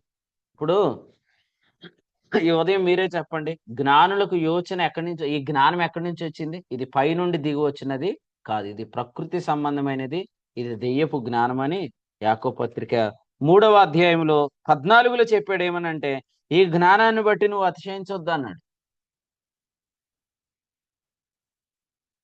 డాన్స్ వేసుకుంటూ వచ్చేస్తున్నాడు ఇస్కరియోతు యోధ. ఎందుకు? యేసుప్రభు కూడా మోసపోయాడు, వెళ్ళి ముద్దు పెట్టాను. యేసుప్రభు ఏమనుకున్నాడు? చెలికాడ అంటున్నాడు పిచ్చాడు, చెలికాడ అంటున్నాడు ఏంటి, నేను అమ్మేస్తున్నాను కదా యేసుప్రభుని అనుకున్నాడు. ఇంతగా తెంగరమోహముడికి తెలియదు. ఏమనంటే వాడి గురించి ఆల్రెడీ పరిశుద్ధాత్మ ద్వారా పూర్వము దావీదు పలికించిన మాట అన్నాడు. ఎక్కడ? అపోస్తల కార్యాలు 1వ అధ్యాయంలో ఏమని పలికించాడు? వాడి ఇల్లు పాడైపోవును గాక, వాడి ఉద్యోగం వేరొకటి తీసుకును గాక. అంటే నువ్వు ఇప్పుడు ప్లాన్ చేసావు, కానీ నిన్ను గురించి ముందుగానే ప్రవచనంలో రాయిపోయింది నువ్వు ఎలా చేస్తావని. కాబట్టి ప్రభువుకి అన్ని ముందుగానే తెలుసా లేదా? యోహాను సువార్తలో ఏముందండి 13వ అధ్యాయంలో? తాను తండ్రి యొద్ద నుండి వచ్చెనని, 3వ వచనం, దేవుని యొద్దకు వెళ్ళవలసి ఉన్నదని యేసు ఎరిగి, ఆయన సమస్తం ఎరిగి తను తాను అప్పగించుకున్నాడు. కాబట్టి నీ కుయుక్తి తెలుసు, నీ యోచన తెలుసు, నీకు ఈ జ్ఞానం ఎక్కడి నుంచి వచ్చిందో కూడా చెప్పేశాడు ఆయన. ఈ తెలివితేటలు ఎక్కడి కాబట్టి మనం చేస్తున్న కొన్ని పనుల వల్ల ఎవరైతే నలిగిపోతున్నారో వాళ్ళు ప్రార్థన చేస్తారో, వాళ్ళు చేసిన ప్రార్థన పక్షంగా ప్రభు ఖచ్చితంగా న్యాయం చేస్తాడు. నీతిని బట్టి తీర్పు తీరుస్తాడు, యథార్థతను బట్టి న్యాయం చేస్తాడు నలిగిన వారి పక్షంగా. ఓకే, బాధపడుతున్న వారి యొక్క నిరీక్షణాస్పదం నశించదని చెప్పాడు. అర్థమైందా? మాత్రమే కాదు, ఇక్కడ ఏమన్నాడు 19వ వచనంలో, యెహోవా లెమ్ము, నరులు ప్రబలకు పోదురుగాక అని చెప్తూ 20లో అన్నాడు, తాము నరమాత్రులమని జనులు తెలుసుకుందరు గాక అన్నాను కాబట్టి ఆమె అన్నాడు. అంతే, నరమాతృని నేను అని తెలుసుకోవాలా. ఏమనుకోవాలా? నేను నరమాతృని, just I'm a man, I'm just అనుకోవాలి అంతే మనుషుడు. అట్లా తెలుసుకోవాలా. సో అలా తెలుసుకునేటట్టు ప్రభు చేస్తాడు అన్నాడు. నరమాతృడన్ కదండి. మీకు ఒకటి చెప్పండి, పేతురు పత్రికలు ఏం రాశాడు? దేవదూతలు వారి కంటే అధికమైన బలమును శక్తియు గలవారు. అంటే మనుషుల కంటే దేవదూతలే. ఇప్పుడు మీరు చేస్తున్న ఈ కుయుక్తి అంతా చూస్తున్న దేవదూతలు ఒకవేళ కుయుక్తి చేస్తున్నారు, దేవదూతలు అబ్జర్వ్ చేయరా? వాళ్ళు జస్ట్ మనల్ని మస్కిటో బ్యాట్ని పట్టుకొని మస్కిటోని అలా టచ్ చేస్తే ఎట్లాగా అది సౌండ్ చేస్తే చచ్చిపోతుందో అట్లా ఉంటాం మనం దేవదూతలకి. వారు మనకంటే అధికమైన బలము శక్తి గలవారు. కానీ ఎందుకు వాళ్ళు ఓర్చుకుంటున్నారు తెలుసా? న్యాయం తీర్చేవాడు, తీర్పు తీర్చేవాడు ప్రభు కాబట్టి. అవునా కదా? ఏమన్నాడు? రాత్రి రాజేష్ అడుగుతున్నాడు పరిమళ దగ్గరికి వచ్చి, ఏమని? మన ఇద్దరం డొక్కులో వీళ్ళిద్దరూ కలిసి ఒక దారిలో విత్తనాలు వేశారనమాట. ఇంతకీ ఇద్దరు రకరకాల విత్తనాలు వేశారు. ఇంతగా వచ్చిన మొక్కలు నీయా నాయా అని అడుగుతున్నాడు. ఆ రెండు కలిసి ఎదగనియండి, ఒకరోజు తెలిసిద్ది కదా అని అన్నమాట. అర్థమైందా? అంటే మీరు ఆలోచన చేయండి, గోధుమలు నాటారంట, గోధుమలతో పాటు ఏం చేశారు? దుష్టుడు వచ్చి గురువులు ఇప్పుడు దేవదూతలను వెళ్ళి రెండింటిని వేరు చేయమనలేదు, వెయిట్ చేయండి అన్నాడు. అట్లాగే ఈరోజు కూడా మనం చేస్తున్న ఈ పనికి మాలిన ఆలోచనలన్నీ దేవదూతలు అబ్జర్వ్ చేస్తున్నారు. ఒకడు గుద్దుడంటే అయిపోతాం మనం అంతే. ఎందుకంటే ఒక్క దూత 1,85,000 మందిని చంపాడంటే నువ్వు నేనెంత? ఒక దూత 1,85,000 మందిని చంపాడంటే దూతల బలం ఎంత, దూతల శక్తి ఎంత? కానీ పేతురు 2వ పత్రిక 2వ అధ్యాయంలో ఏమని తెలుసా? 11 దేవదూతలు మరీ అధికమైన బలం శక్తి గలవారైనా నేరం మోప విరుస్తున్నారంట. ఎందుకు? దూతల కంటే శ్రేష్ఠుడు తీర్పులు తీర్చాలి, మనం కాదు అని వెయిట్ చేస్తున్నారు. ఏమన్నా ఇశ్రాయేల్ అని అర్థమైందా? నరుడు నరమాతృడని తెలుసుకోనుడు గాక అన్నాడు. ఏమన్నాడు? నువ్వు జస్ట్ నథింగ్. ఇప్పుడు అంత ఎందుకండి, నెఫీలీలను తో కంపేర్ చేస్తే మనుషులు ఎలా ఉన్నారని చెప్పాడు. మిడతల్లా నెఫీలీలు ఎలా వచ్చారు? దూతలకి మనుషులకు పుట్టినోళ్ళు కదా వాళ్ళు. అంటే దేవదూతలకి మనుషులకు పుట్టినోళ్లే నెఫీలీలు. వాళ్ళు ఎంతెంత హైట్స్ ఉన్నారు చూడండి. మరి దేవదూతలు వాస్తవంగా ఎలా ఉంటారు? అంతంత పెద్ద పెద్దోళ్ళుగా ఉంటారు దేవదూతలు. ఒక దేవదూత ప్రత్యక్షం మీకు కనబడుతూ నడిస్తే మన హైదరాబాద్ పట్టణం అంతా ఉంటాడు. సాధారణంగా దూత అలా అంత బలంగా ఉంటాడు. అంత బలంగా ఉన్నవాడు నిన్ను జస్ట్ ఒక హిట్ ఇవ్వలేడా? ఇవ్వగలడు. కానీ వాళ్ళు ఏమంటున్నారంటే దేవదూతల కంటే శ్రేష్ఠుడైన యేసుక్రీస్తు తీర్పు తీర్చాలి. అందుకని యేసు ప్రభు తీర్పు కొరకే కనిపెడుతున్నారు తప్ప వాళ్ళు చట్టాన్ని చేతిలోకి వాళ్ళు తీసుకోవట్లా. జకరియా అన్న అంతేనా కదా? మన చుట్టూ దూతలు ఉంటారు లేదా? వాళ్ళు ఇంకా రాత్రి మనం పడుకున్నప్పుడు ఈగలు తోలటానికి దోమలు తోలటానికి ఉన్నారు అనుకుంటున్నారు మీరు. అట్లా అనుకోకండి, అన్ని అబ్జర్వ్ చేస్తున్నారు మీరు చేసేవి. ఒక షాట్ ఇవ్వాలంటే వాళ్ళు ఇవ్వగలరు, ఇస్తే నువ్వు ఇంక కనపడవు అంతే. కానీ వాళ్ళు వెయిట్ చేస్తున్నారు. మనం నరమాతృలు అని తెలుసుకుందాం. చాలా పెద్ద ప్లాన్ వేసాను, నన్ను ఎవడు పట్టుకోలేడు, నేను ఎవడికి దొరకను అని నువ్వు అనుకుంటున్నావు. కానీ పెచ్చోడా, నువ్వు నరమాతృడు అని తెలుసుకునే దారిలోనే నువ్వు ఉన్నావు. నీకు తెలియజేస్తాడు ఖచ్చితంగా. You are just a man అని చెప్తాడు దేవుడు. నువ్వు చాలా బిగ్ ప్లాన్ వేసేసి నన్ను అనుకోవద్దు అసలు. ఎందుకంటే మనం తెలుసుకోవాలి కదా, మనం ఏమై ఉన్నామని తెలుసుకోవాలి. అవునా కదా? ఇప్పుడు తండ్రి చిన్నోడిని వదిలేశాడండి. ఆడి సామర్థ్యం ఎంత ఉందో ఆడికి తెలిసేదాకా వదిలేశాడు. తెలిసిందే లేదా? ఆడి మళ్ళీ ఏమంటున్నాడు? ఎన్నో మారులు తప్పిపోతిని దిక్కుతోచక నాయనా అని మళ్ళీ వెనకొతున్నాడు ఆడు. కాబట్టి రానియండి. ఇప్పుడు ఆడు ఎండిపోతేనేగా వెనకొచ్చేది. ఆడు ఎండిపోవాలంటే ఏం చేయాలా? ఆడిని వదిలే. ఆడి సామర్థ్యం ఏంటో ఆడికి తెలుస్తుంది. వాడు బలం ఏంటో వాడు తెలుస్తుంది.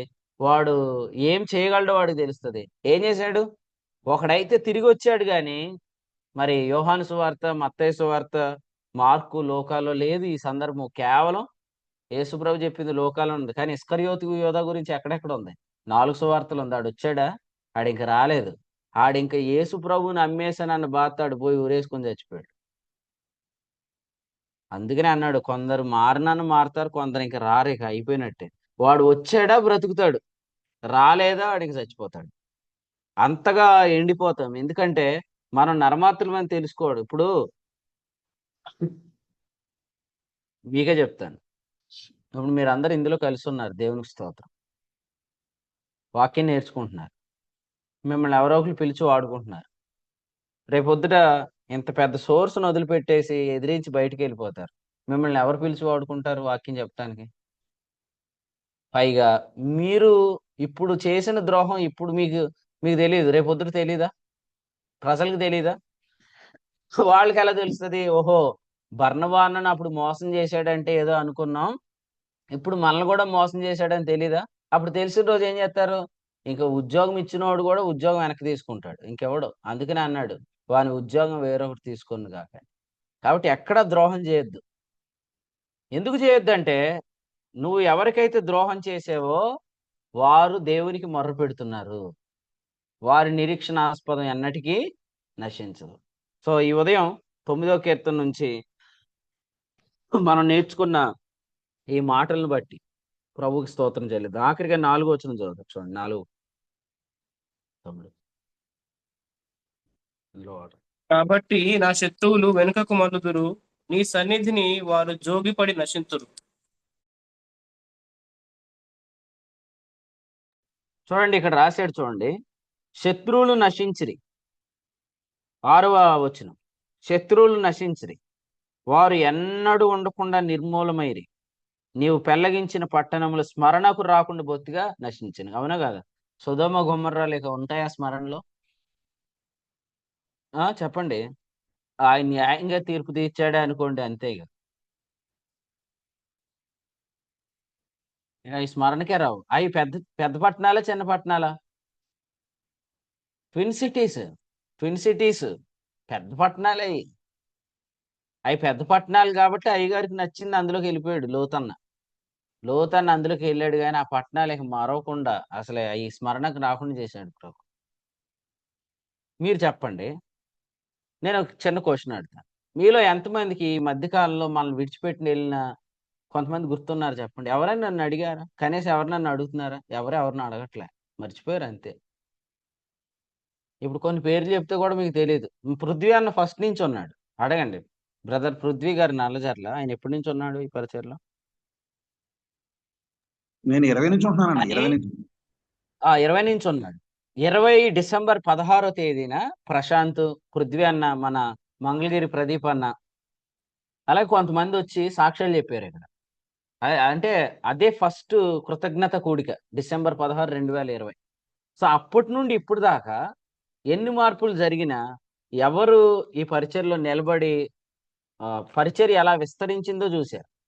అసలు మొన్న ఆదివారం కూడా మనకి నిర్మల్లో వచ్చిన ప్రవేశం అత్యద్భుతం. ఎవరైనా పిలిచి ఇస్తారా అటువంటి అవకాశాలు? మీరు చూడండి, మన ప్రియులు సందీప్ అన్న ఉన్నాడు కదా, నేను హైదరాబాద్ సందీప్ అన్న గురించి చెప్తున్నా. అన్న హైదరాబాద్లో ఉన్నాడు. వాస్తవంగా సిటీలో ఉన్న వాళ్ళు ఎవరైనా ఏం కోరుకుంటారు? ఏదోలాగా ఇక్కడే సేవ చేయాలి, ఇక్కడే ఉండిపోవాలనుకుంటారు. కానీ ఆయన ప్రభు ఎలా ప్రిపేర్ చేశాడంటే, నేను కాకినాడ వెళ్ళాలి, నేను కాకినాడలో సేవ చేయాలని ఆయన తీర్మానం చేసుకున్నాడు. ఆయన తీర్మానం చేసుకున్న కొన్ని రోజులకే వాళ్ళ ఫ్యామిలీ అంతా కలిపి ఇక్కడ రావడానికి సిస్టర్ కూడా పూర్తిగా సమ్మతించి వాళ్ళు సిద్ధపడుతున్న దినాల్లో వాళ్ళ తమ్ముడికి జాబ్ వచ్చింది దుబాయ్లో. ఇప్పుడు ఆయన దుబాయ్ వెళ్ళిపోతున్నాడు ఈ మే నెలలో. ఆయన దుబాయ్ వెళ్ళిపోతే మళ్ళీ వాళ్ళ భార్య వాళ్ళ పిల్లలు ఏం చేయాలి? వాళ్ళు కాకినాడ వస్తున్నారు. అంటే అక్కడ వాళ్ళు ఆరాధన చేయడానికి, సంఘంగా కూడుకోవడానికి కావాల్సినవన్నీ ప్రభు సమకూరుస్తున్నాడు. అంటే మీకు అర్థమైందా? ప్రభువు మన వెనకాల పని చేస్తున్నాడు. కానీ కొందరిని మనం మర్చిపోయాం. ఎవరెవరిని అడగట్లేదట. వాళ్ళేరి వీళ్ళేరి అతడేడి ఇతడేడి అని ఎవరు నేను మర్చిపోతారు అంతే. నువ్వు స్మరణకు రావు, నువ్వు మరవబడతావు. నువ్వు మరవబడకూడదని నేను చెప్తున్నాను. ఎందుకంటే కొంతమంది ఏమనుకుంటారంటే నన్ను ఎవరు అడగట్లేదా అని. నిన్ను ఎందుకు అడుగుతారు? నువ్వు పెద్ద లెక్క కాదు, వాక్యం పెద్ద లెక్క. మాకు వాక్యం లెక్క. వాక్యం లేదా అప్పుడు నువ్వు గుర్తొస్తావు. అంతే కదా? బాధలన్నీ ఎప్పుడు గుర్తొస్తాయి? ప్రభు మాట్లాడకపోతే గుర్తొస్తాయి. ప్రభు మాట్లాడుతూ ఉంటే బాధలన్నీ మనం మర్చిపోతాం. పిల్లోడు పుట్టినంతసేపు వేదన అంట, పుట్టిన తర్వాత తల్లి ఆ వేదన ఇక ఎన్నటికీ జ్ఞాపకం చేసుకో. కాబట్టి మన జీవితాల్లో కూడా ద్రోహం చేసేవారు ఉంటారు. వింటున్నారా? ద్రోహం చేసేవారు ఉంటారు. కానీ ప్రభు తీర్పు తీర్చిన తర్వాత ఇంక మనం వాళ్ళు మర్చిపోతాం. ఫైనల్ ఒక్క మాట చెప్తాను. పాపం అనేది మానవుని జీవితంలో ఎంత ఘోరమైన నష్టాన్ని తెచ్చింది. పాపం అనేది మానవుని జీవితంలో ఎంత ఘోరమైన నష్టాన్ని తెచ్చింది. అటువంటి పాపాలే జ్ఞప్తికి రాకుండా కడిగేశాడు యేసుప్రభు కదా. కాబట్టి మన జీవితాల్లో కొన్నిటిని మనం మర్చిపోతాం అంతే. అలా మర్చిపోజేసేవాడు ప్రభువే. అవునా కదా? ఏం నాథన్? అవునా కాదా? అవునంటే ప్రభు స్తోత్రం అంతే. అన్నా నన్ను అడుగుతున్నారా అని అంటే నిన్ను అడగరు, నిన్ను మర్చిపోయారు ఆల్రెడీ. ఆ పట్టణాలకి స్మరణకు రావు. కాబట్టి మరోబడొద్దని ప్రేమతో చెప్తాను. ప్రసంగి గ్రంథంలో మరోబడేది ఎవడు? సచ్చినోడు మరోబడతాడు. నిన్ను మర్చిపోయారంటే నువ్వు సచ్చినట్లు లెక్కే అంతే. సో అటువంటి పరిస్థితులు తెచ్చుకోవద్దు. ఎప్పుడు జ్ఞాపకంలో ఉండాల. మరియా చేసింది ఎప్పుడు జ్ఞాపకార్థంగానే ఉంటది. ఎందుకంటే ఆమె ఏం చేసింది? తన అత్తరు బుడ్డి తీసుకొని ఆ విలువైన అత్తరు బుడ్డిని పగలగొట్టి ప్రభు పాదాలకు పూసింది. సో ఈ పరిచర్లో కొందరు ఎప్పటికీ మరోబడరు. గుర్తుపెట్టుకోండి, కొందరు ఎప్పటికీ స్మరణకు రారు. సో నువ్వెవరివి? సో నేను ఈ ఉదయం అదే అడుగుతున్నాను.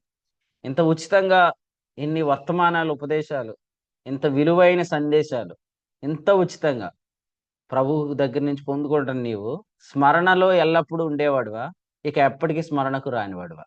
అది గుర్తుపెట్టుకుందాం. ప్రభు ఉదయకాలం ఈ తలంపులు మనందరి వినికిడిలో దీవించును. చిక్కాల ఆనందాన్ని ఎవరైనా మర్చిపోతారా? మర్చిపోమండి. ఎప్పటికీ మర్చిపోవు. కొందరు ఎప్పటికీ మరవబడరు. కొందరు ఎప్పటికీ స్మరణకు రారు. నేను మీ గురించి సాక్ష్యం ధైర్యంగా చెప్తుంది. ఉదయకాలం మీటింగ్ లో కూర్చున్న వాళ్ళందరూ ఎప్పటికీ మరవబడకుందురు గాక. ఓకే, ప్రభు అటువంటి కృప మనకు దయచేయను గాక. ఆమేన్. డేవిడ్ రాజు గారు అని ఒక ఆయన ఉండేవాడండి, పెద్దాపురం సేవకుడు అండి. ఆయన బాగా ప్రార్థన చేసేవాడండి. ఆయన ఈ మధ్యలో కనబడట్లేదు ఏంటండి అనేది రాదు యేసు ప్రభు నామములో అంతే. ఓకేనా? రైట్. అది మీరు ధైర్యంగా చెప్పండి. ఎందుకంటే కడదాకా మనం కాపాడుకోవాలి. ఇక ప్రభువుని కలుసుకునేటప్పుడు వరకు ఈ పొలములో మనం నిలిచి ఉండాలి. గొప్ప కార్యాలు చూడబోతున్నాం. నిరీక్షణ కలిగి ఉందాం. నిరాశపడకండి. బాధపడు వారి పక్షంగా ప్రభు న్యాయం చేస్తాడు. యథార్థతను బట్టి ఆయన న్యాయం చేస్తాడు. నీతిని బట్టి ఆయన తీర్పు తీరుస్తాడు. కాబట్టి మన నిరీక్షణాస్పదం ఎన్నటికీ తొలగిపోదు. ప్రభు ఈ తలంపులు మన కొరకై దీవించును గాక. ఆమేన్. ఆమేన్. కీర్తన గ్రంథం 9వ అధ్యాయం నుంచి నిత్యము కృతజ్ఞతాస్తుతులు చెల్లిస్తూ నిత్యము ఆయన చేసినటువంటి మేలుల్ని తలుస్తూ ఆరాధన చేసే పూర్ణ హృదయంతో ఆయనకి కృతజ్ఞతలు తెలియజేసే హృదయాన్ని గురించి మనలో చేదైనటువంటి వేరు మొలిచి మరి మనకు కలిగే దుష్ట హృదయం ద్వారా కలిగే నష్టాన్ని, విశ్వాసం లేని దుష్ట హృదయం లేకపోతే మనం మొలిచినప్పుడు మన చేదైన వేరు మొలిచి తిరిగి మనం వెనుదిరిగితే కలిగే తద్వారా వారి వల్ల కలిగే నష్టాన్ని కూడా ప్రభు యొక్క అధ్యాయం నుంచి అనేక విషయాలు ప్రభు పరిచర్యలో ఉన్నటువంటి అనుభవాలు, అలాగే అనేక విషయాలు ప్రభు ఈ యొక్క వర్తమానం ద్వారా మనందరితో మాట్లాడిన సంగతులను బట్టి ప్రభుకి కృతజ్ఞతలు తెలియజేస్తూ శ్రేష్టమైన వర్తమానం పరిశుద్ధాత్మ సాయంతో అందించిన దేవుని సేవకులకు కూడా కూడికి పక్షంగా వందనాలు తెలియజేస్తున్నాం. ఇప్పటి వరకు నిలిచి వాక్యం ఉన్న దేవుని ప్రియులకు కూడా కూడికి పక్షంగా వందనాలు తెలియజేస్తున్నాం. ఎవరైనా ముగింపు ప్రార్థన చేయాలని ఒక వర్తమానం ద్వారా ప్రేరేపించబడి ముగింపు ప్రార్థన చేయాలని ఆసక్తి కలిగిన వారు ముగింపు ప్రార్థన చేసినట్లయితే కూడికి ముగింపు చేసుకుందాం. ఈ దినం సాయంత్రం 6:30కి పెంటపాడులో, అలాగే 8:30 భీమవరంలో జరిగే పరిచయ కొరకు, మే నెల 19 నుంచి 23 వరకు హైదరాబాద్ లో జరిగే కాన్ఫరెన్స్ కొరకు మీ యొక్క అనుదిన ప్రార్థనలో జ్ఞాపకం చేసుకోండి. వ్యక్తిగతంగా ప్రార్థన చేసినప్పుడు సమయంలో ముగింపు ప్రార్థన ఎవరైనా చేసినట్లయితే కూడికి ముగించు. వందాలమ్మా. అందరికీ వందనాలండి. ప్రార్థన చేసుకుని కూడుకను ముగించుకున్నాం. మహోన్నతుడ పరిశుద్ధమైన మా తండ్రి, నీకు వందనాలు స్తోత్రము చెల్లించుకుంటున్నాం ప్రభువా. అయా ఇంతవరకు ప్రభువా మీ కృపలో మీ కాపుదలను మిమ్మల్ని బలపరిచి భద్రపరిచి అయా మాపై నియమించబడిన నమ్మకమైన గృహ నిర్వాహకుని ద్వారా మీరు మాకు అనుగ్రహించిన తండ్రి, అయా మీ యొక్క వర్తమాన వాక్యం బట్టి, అయా మీ యొక్క వాగ్దానమును బట్టి మీకు వందనాలు స్తోత్రము చెల్లించుకుంటున్నాము. అయా మరి 9వ కీర్తన నుండి ప్రభువా అయా పూర్ణ హృదయంతో యెహోవాను స్తుతించదు అనే మాట నుండి అయా మరి నాన్న జీవం గల దుష్ట హృదయం దేవుణ్ణి విడిచిపెట్టినట్టు అటువంటి దుష్ట హృదయం, జీవం గల దేవుని విడిచిపెట్టే దుష్ట హృదయం మాకు అయా మాలో ఉన్నదేమో అని జాగ్రత్త కలిగి ఉండమని ప్రభా. అయా ఎల్లప్పుడూ కృతజ్ఞతాస్తుతులు చెల్లించుట యందు, జిహ్వా ఫలం అర్పించుట యందు, స్తుతులు చెల్లించుట యందు అయా విస్తరించాలని ప్రభా. ఎల్లప్పుడూ మీరు మా ఎడలు చేస్తున్న కార్యములు మేము తలపోసుకుంటూ అయా కృతజ్ఞతలు చెల్లించేవారుగా, కీర్తనలు పాడేవారుగా అయా మీ నామమును కీర్తించదును, నీ నామమును ప్రసిద్ధి చేయదును అని అయా కీర్తనలో నాన్న రాయబడిన రీతిగా ప్రభా అయా అట్టి విధంగా మేము ఉండాలని ప్రభా. అయా మరి ఎల్లప్పుడూ స్తుతించే హృదయము, ఆరాధించే హృదయం కలిగి ఉన్నవారు అయా మీరు చేసిన మేలులు మర్చిపోరని, అయా మీకు విరుద్ధంగా అయా ప్రవర్తించరని అయా మీరు మాతో మాట్లాడి ఉన్నారు. అయా దాన్ని బట్టి మీకు వందనాలు స్తోత్రములు తండ్రి. అయా ఉదయకాలం వచ్చిన వర్తమానం ప్రకారం తండ్రి పొంది ఉండి పొందినట్టు అతిశయించేవారుగా మేము ఉండకుండా ప్రభా. అయా మీరు మమ్మల్ని హెచ్చరిస్తున్న విధానమును బట్టి మీకు స్తోత్రములు ప్రభా. అయా దేవానికి స్తోత్రములు. అయా ప్రకృతి సంబంధమైన జ్ఞానం అతిశయించే వారిగా కాదు అయా మీరు మాకు అనుగ్రహిస్తున్న ఆ పైనుండి వచ్చే జ్ఞానము సులభముగా లోబడినది, సమాధానకరమైనదని రాయబడిన రీతిగా ప్రభా. అయ్యా రీతిగా ప్రభా లోబడే అయ్యా విషయంలో కూడా మమ్మల్ని నాన్న మీరు తర్ఫీదు చేస్తున్నారు. అనుదినం మీరు మాతో మాట్లాడుతున్నారు. అయ్యా నన్ను బట్టి మీకు వందనాలు స్తోత్రములు తండ్రి. అయ్యా మరి కొందరైతే ప్రభా అయా 16వ అధ్యాయం యోహాను సువార్తలో రాయబడినట్టు మిమ్మల్ని చంపువాడు అయా దేవుని సేవ చేయించున్నాడని అనుకుంటున్న రీతిగా ప్రభా. కొందరైతే తండ్రి అయా మాకు ద్రోహం చేస్తూ కూడా ప్రభా, సేవకునికి సంఘములకు ద్రోహం చేస్తూ కూడా అయా వారు ఏదో సేవ చేస్తున్నారని అయా దేవుని చిత్తమును చేస్తున్నారని అనుకునే వారు ఉంటారు. కానీ అయా వారైతే నశిస్తారు. శత్రువు వెనుకబడి అయా జోగిపడి నశించును. అయా ఆ పట్టణములు మరెన్నటికీ స్మరణకు రావని ప్రభా. మీరు ఉదయకాలం ఇచ్చిన వాగ్దానమును బట్టి అయా మీరు మమ్మల్ని ధైర్యపరుచిన విధానమును బట్టి మీకు స్తోత్రములు. అయా బాధపరచబడి వారి నిరీక్షణాస్పదము అయా ఎన్నటికీ నశించదని అయా వారు పెడుతున్న మొరలు, వారు పెడుతున్న కేకలు అయా సైన్యములకు అధిపతి యెహోవా చెవులు జొచ్చుచున్నావని ప్రభా మీరు మాతో మాట్లాడి ఉన్నారు. అందుని బట్టి మీకు వందనాలు స్తోత్రములు చెల్లించుకుంటున్నాం ప్రభా. అయా మరి తండ్రి ఇటు సంగతులు మాకు అనుగ్రహించి ప్రభా అయా వాగ్దానం మాకు దయచేసి తండ్రి మమ్మల్ని ధైర్యపరిచి బలపరిచిన విధానం బట్టి అయా మరొకసారి వందనాలు చెల్లించుకుంటూ మేము ఎల్లప్పుడూ తండ్రి అయా కృతజ్ఞతాపూర్వకంగా మా విజ్ఞాపనలు మీకు తెలియజేసి తండ్రి ఎల్లప్పుడూ ఆనందించేవారుగా అయా మేము ఉన్నట్టు తండ్రి మీరు ఈ ఉదయకాలం మాతో మాట్లాడిన విధానం బట్టి నీకు స్తోత్రములు తండ్రి.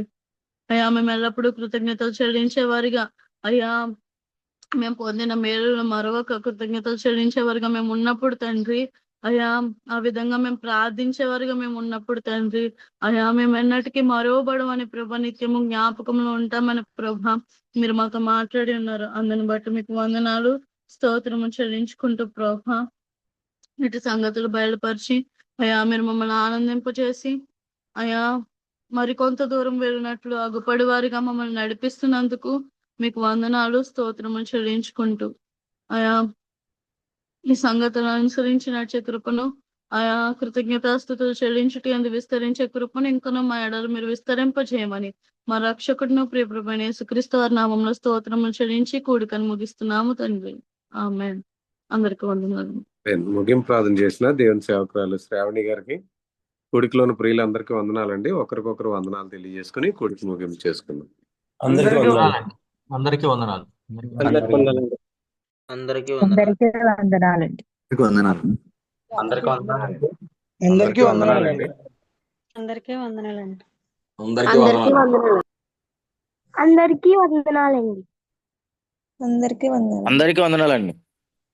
అందరికీ వందనాలండి. వందనాలండి. అందరికీ వందనాలండి. అందరికీ వందనాలండి. అందరికీ వందనాలండి.